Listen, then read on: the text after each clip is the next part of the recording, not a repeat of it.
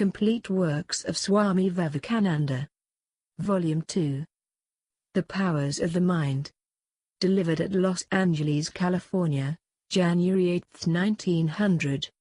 All over the world there has been the belief in the supernatural throughout the ages. All of us have heard of extraordinary happenings, and many of us have had some personal experience of them. I would rather introduce the subject by telling you certain facts which have come within my own experience. I once heard of a man who, if anyone went to him with questions in his mind, would answer them immediately, and I was also informed that he foretold events. I was curious and went to see him with a few friends. We each had something in our minds to ask, and, to avoid mistakes, we wrote down our questions and put them in our pockets.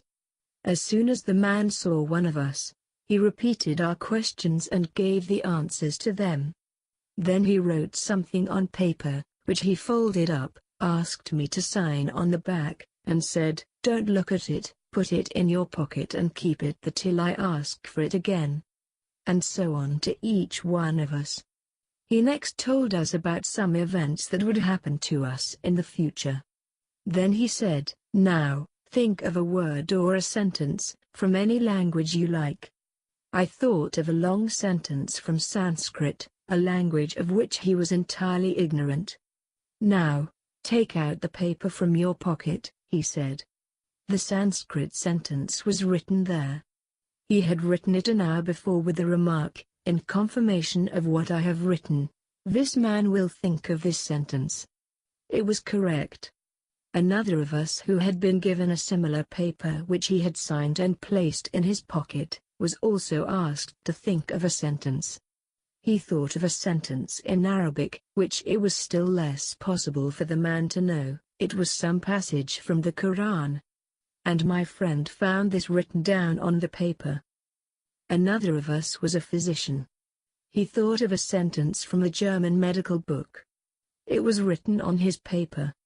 Several days later I went to this man again, thinking possibly I had been deluded somehow before. I took other friends, and on this occasion also he came out wonderfully triumphant. Another time I was in the city of Hyderabad in India, and I was told of a Brahmin there who could produce numbers of things from where nobody knew. This man was in business there, he was a respectable gentleman. And I asked him to show me his tricks. It so happened that this man had a fever, and in India there is a general belief that if a holy man puts his hand on a sick man he would be well. This Brahmin came to me and said, "Sir, put your hand on my head, so that my fever may be cured." I said, "Very good, but you show me your tricks." He promised. I put my hand on his head as desired, and later he came to fulfill his promise. He had only a strip of cloth about his loins. We took off everything else from him. I had a blanket which I gave him to wrap round himself, because it was cold, and made him sit in a corner. 25 pairs of eyes were looking at him. And he said, "Now, look, write down anything you want." We all wrote down names of fruits that never grew in that country, bunches of grapes, oranges, and so on. And we gave him those bits of paper. And there came from under his blanket, bushels of grapes, oranges, and so forth, so much that if all that fruit was weighed, it would have been twice as heavy as the man. He asked us to eat the fruit. Some of us objected, thinking it was hypnotism, but the man began eating himself, so we all ate. It was all right.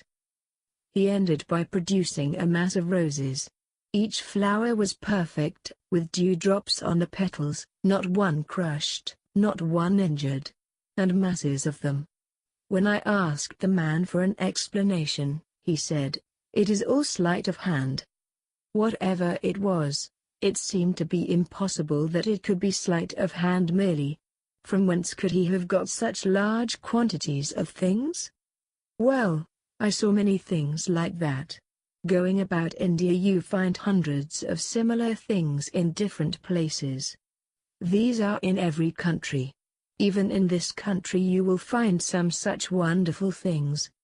Of course there is a great deal of fraud, no doubt, but then, whenever you see fraud, you have also to say that fraud is an imitation.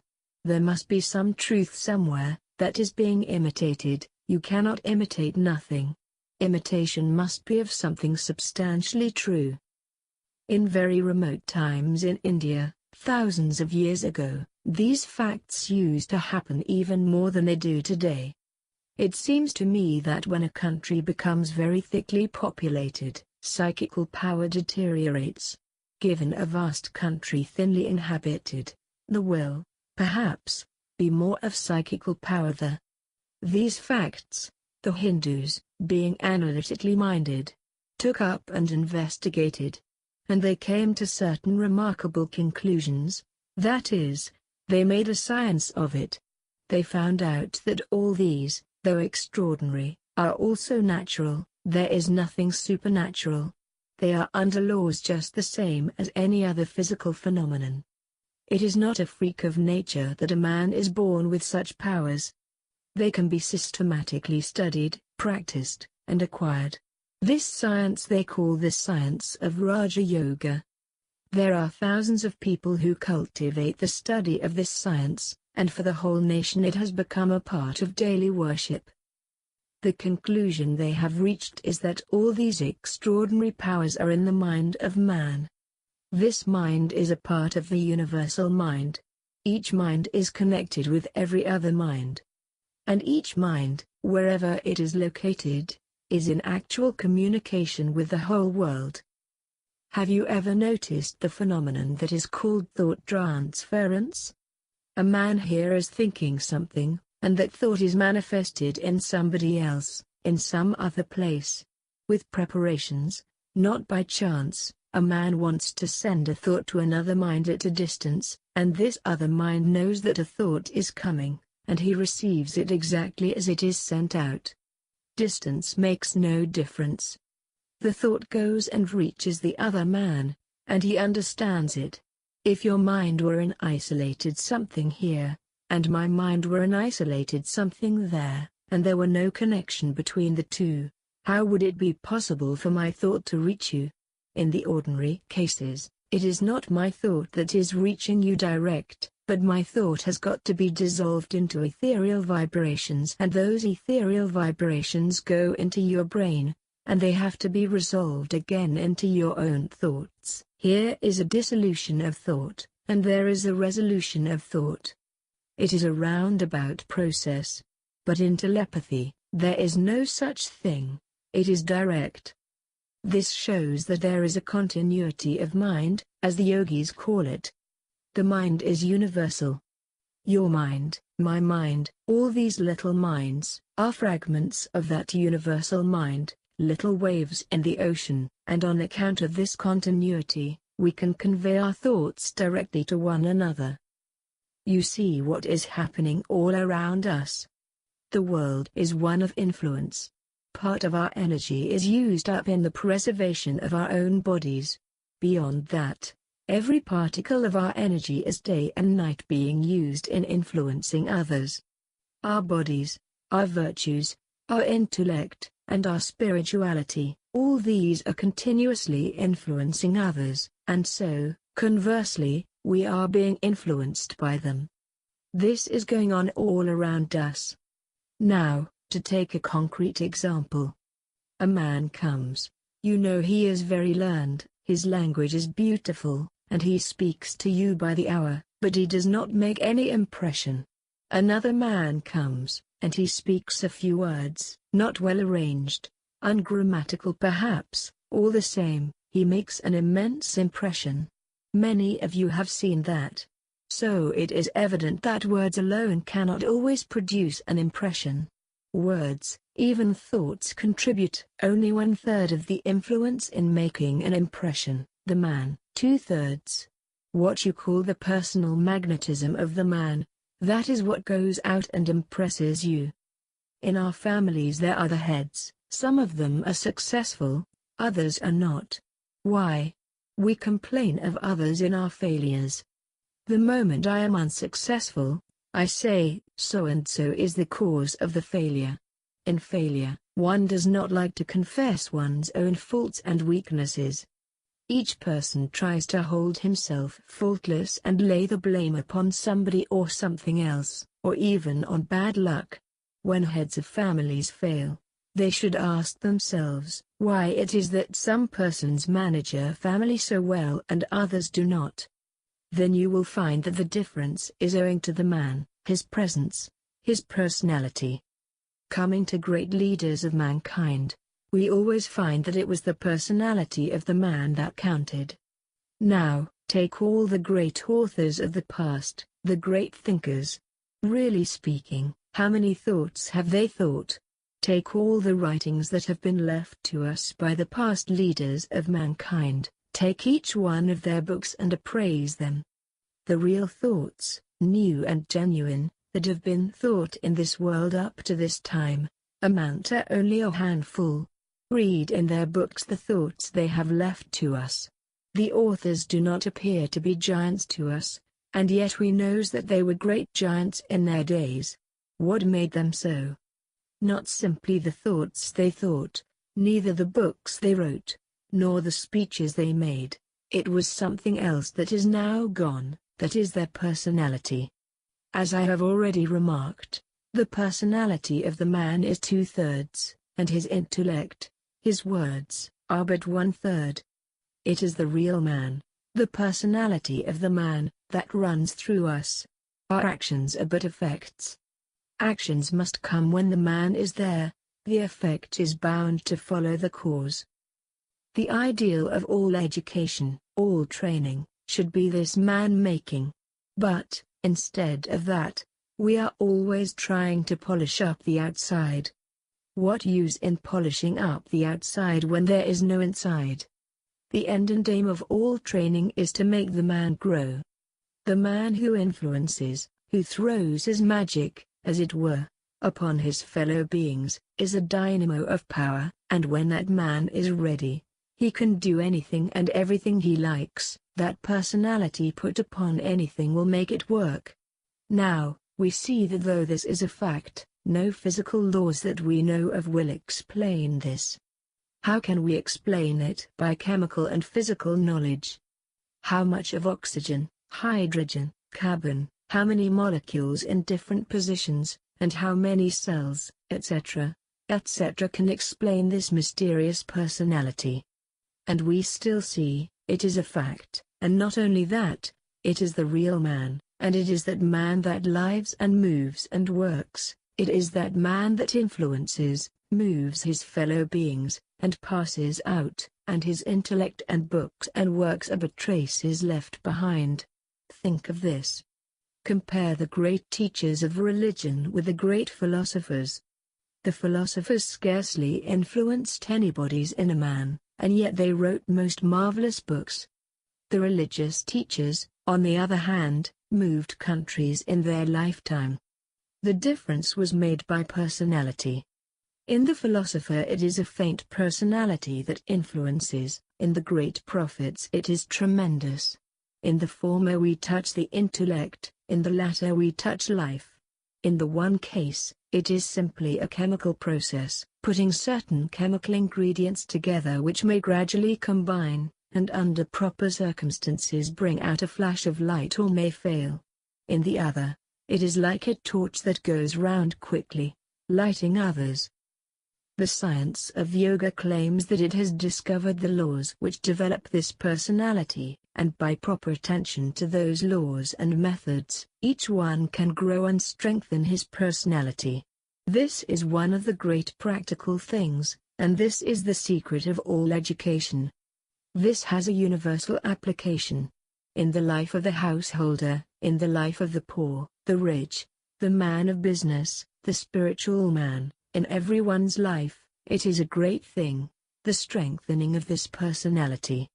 There are laws, very fine, which are behind the physical laws, as we know. That is to say, there are no such realities as a physical world, a mental world, a spiritual world. Whatever is one. Let us say, it is a sort of tapering existence, The thickest part is here. It tapers and becomes finer and finer. The finest is what we call spirit, the grossest, the body. And just as it is here in microcosm, it is exactly the same in the macrocosm. The universe of ours is exactly like that. It is the gross external thickness, and it tapers into something finer and finer until it becomes God. We also know that the greatest power is lodged in the fine, not in the coarse. We see a man take up a huge weight, we see his muscles swell, and all over his body we see signs of exertion, and we think the muscles are powerful things. But it is the thin thread-like things, the nerves, which bring power to the muscles. The moment one of these threads is cut off from reaching the muscles, they are not able to work at all.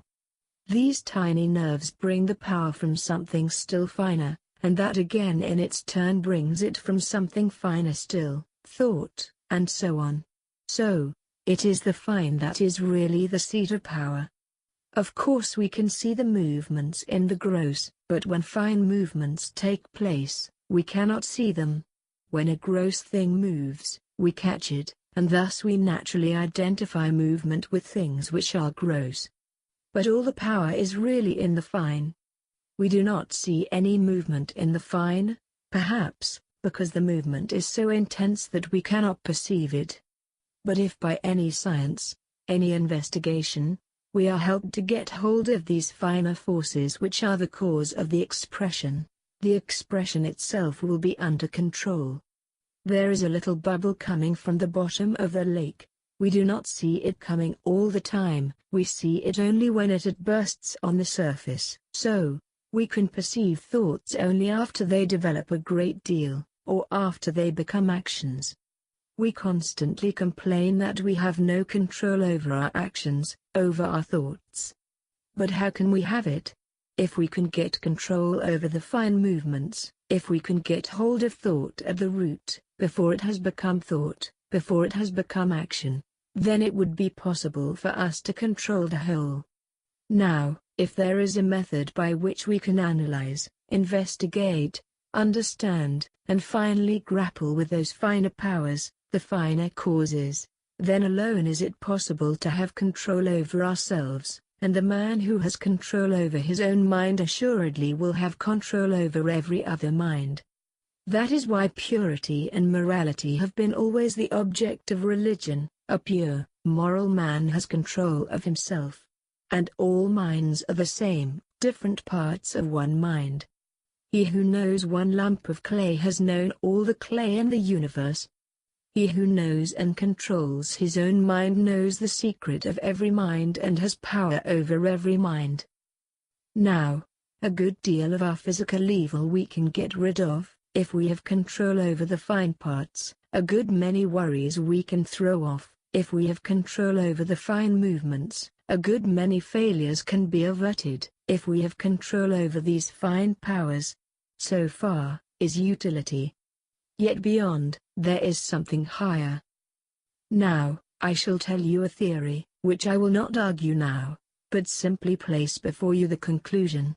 Each man in his childhood runs through the stages through which his race has come up, only the race took thousands of years to do it, while the child takes a few years. The child is first the old savage man, and he crushes a butterfly under his feet. The child is at first like the primitive ancestors of his race.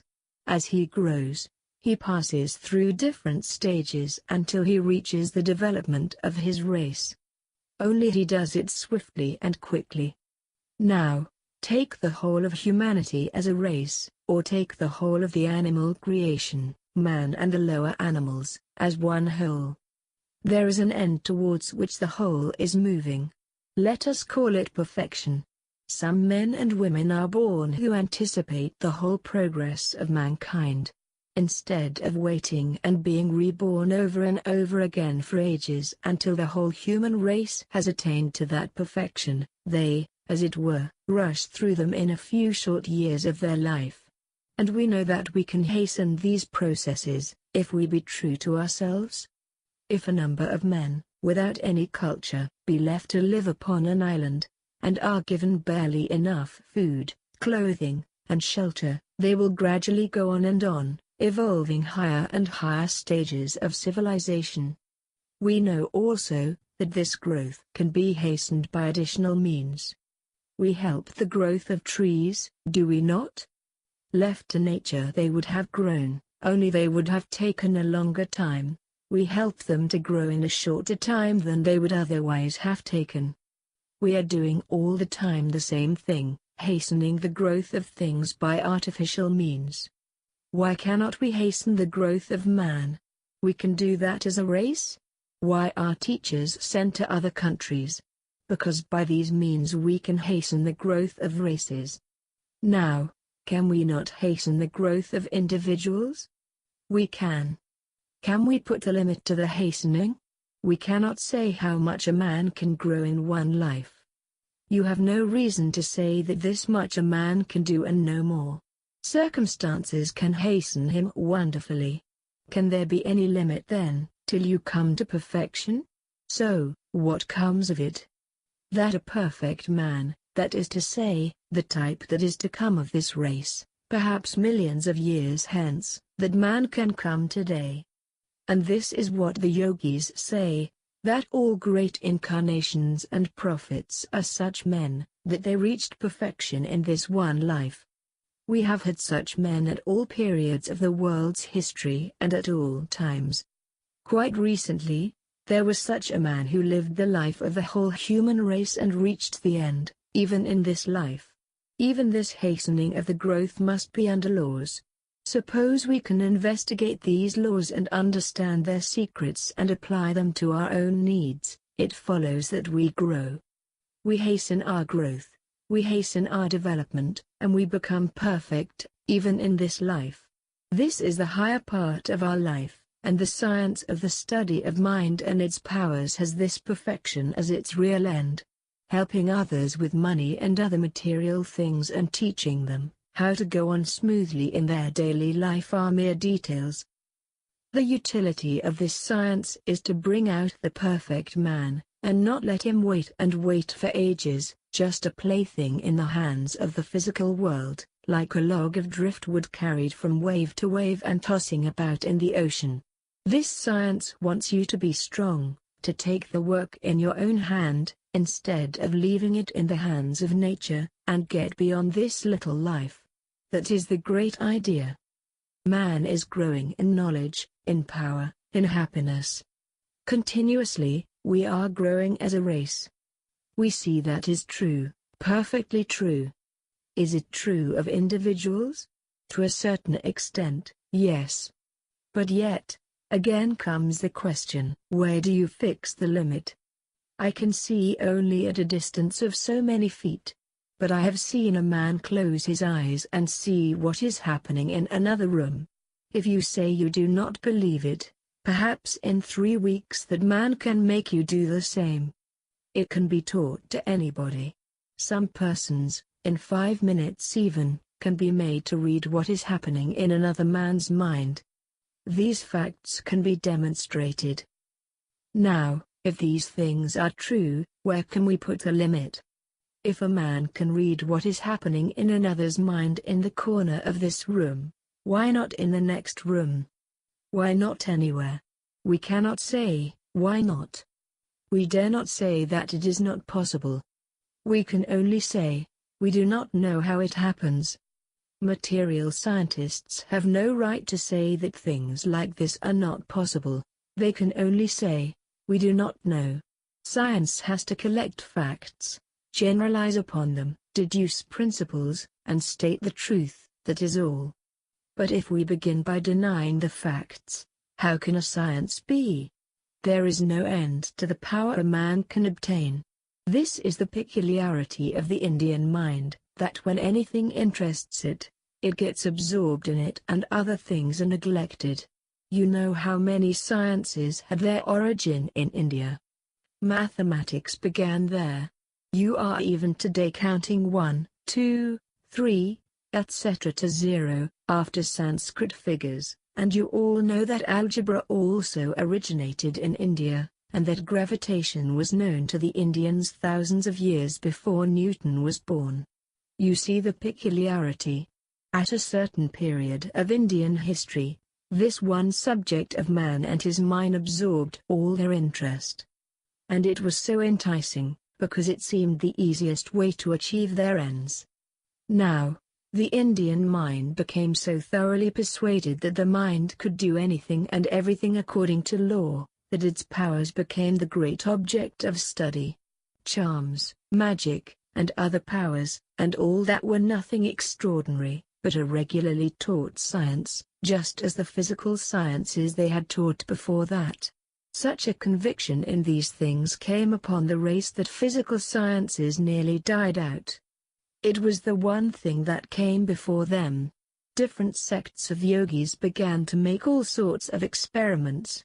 Some made experiments with light, trying to find out how lights of different colors produced changes in the body. They wore a certain colored cloth, lived under a certain color, and ate certain colored foods. All sorts of experiments were made in this way. Others made experiments in sound by stopping and unstopping their ears. And still others experimented in the sense of smell, and so on. The whole idea was to get at the basis, to reach the fine parts of the thing. And some of them really showed most marvelous powers. Many of them were trying to float in the air or pass through it. I shall tell you a story which I heard from a great scholar in the West. It was told him by a governor of Ceylon who saw the performance. A girl was brought forward and seated cross-legged upon a stool made of sticks crossed. After she had been seated for a time, the showman began to take out, one after another, these crossbars, and when all were taken out, the girl was left floating in the air. The governor thought there was some trick, so he drew his sword and violently passed it under the girl. Nothing was there. Now, what was this? It was not magic or something extraordinary. That is the peculiarity. No one in India would tell you that things like this do not exist. To the Hindu it is a matter of course. You know what the Hindus would often say when they have to fight their enemies: "Oh, one of our yogis will come and drive the whole lot out." It is the extreme belief of the race. What power is there in the hand or the sword? The power is all in the spirit. If this is true, it is temptation enough for the mind to exert its highest.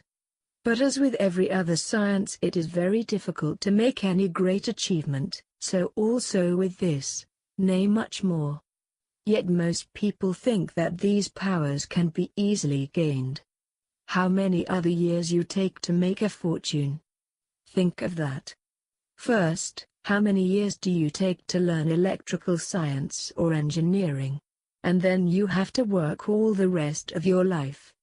Again, most of the other sciences deal with things that do not move, that are fixed. You can analyze the chair does not fly from you. But this science deals with the mind, which moves all the time. The moment you want to study it, it slips. Now the mind is in one mood, the next moment, perhaps, it is different, changing all the time. In the midst of all this change it has to be studied, understood, grasped, and controlled. How much more difficult, then, is this science? It requires rigorous training. People ask me why I do not give them practical lessons. Why, it is no joke. I stand upon this platform talking to you and you go home and find no benefit, nor do I then you say, it is all bosh.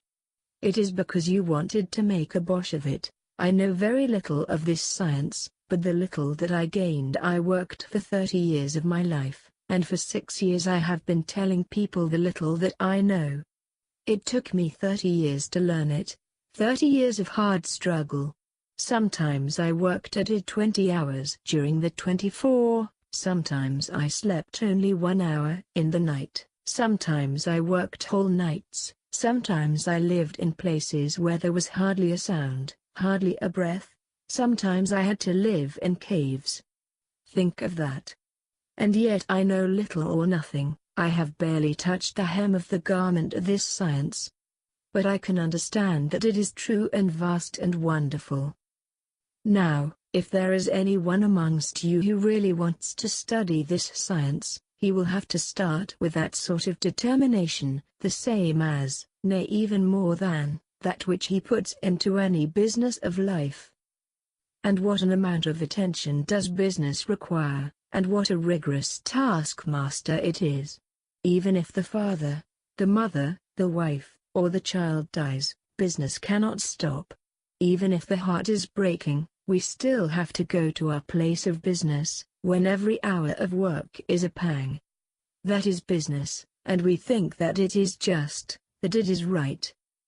This science calls for more application than any business can ever require. Many men can succeed in business, very few in this. Because so much depends upon the particular constitution of the person studying it.